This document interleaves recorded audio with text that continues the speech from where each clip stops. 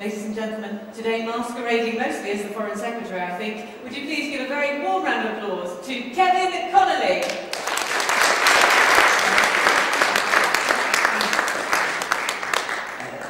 Thank you so much, Emma, for that wonderful introduction. So it really was marvellous. It's lovely to be here. Good afternoon, ladies and gentlemen. It's a real pleasure to be here this afternoon.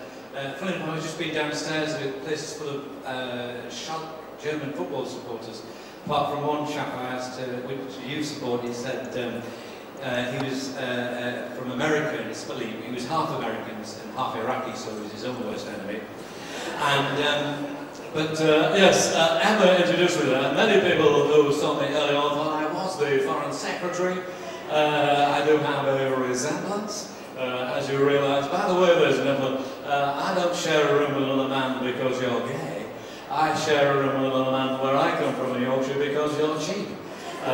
It's far easier to remove a copy trouser press from the wall in the bedroom with two of you than it is to be on your own. So that is interesting. But anyway, right, well, we'll come back to that in a second, but has been a momentous week for many people, including, let's not forget, the major point in the news, of course, the wedding last week. God, I didn't talk about that. No, the other one, and Andrew. Well, of course, I used to Andrew Neil on the television. Of course, we should get into that.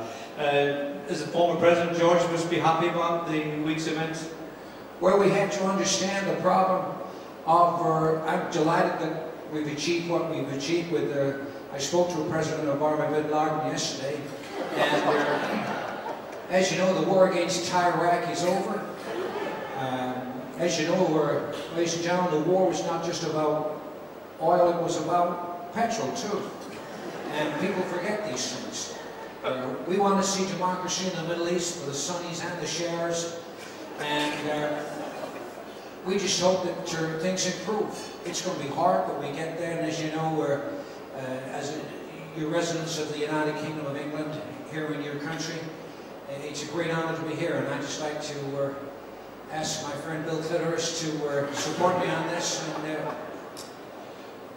well, let me say, first of all, as you know, I'm delighted to be here in Manchester to be at your conference. As you know, well, I was talking to Emma about this. My plane, as it descended into Manchester Airport yesterday afternoon, and the pilot asked me to return the stewardesses to the upright position.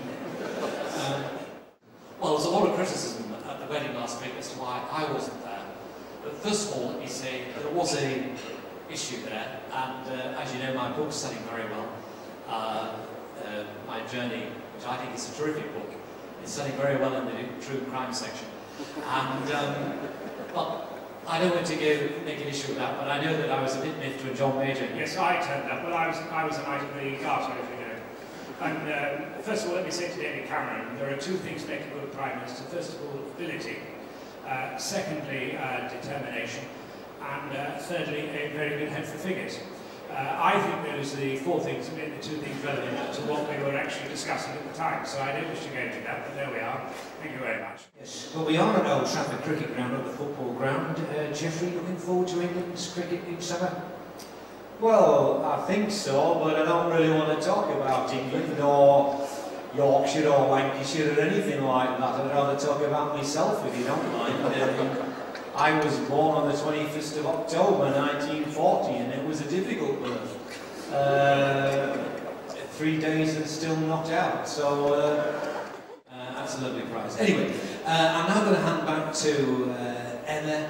Thank you so much. I have to say, Emma,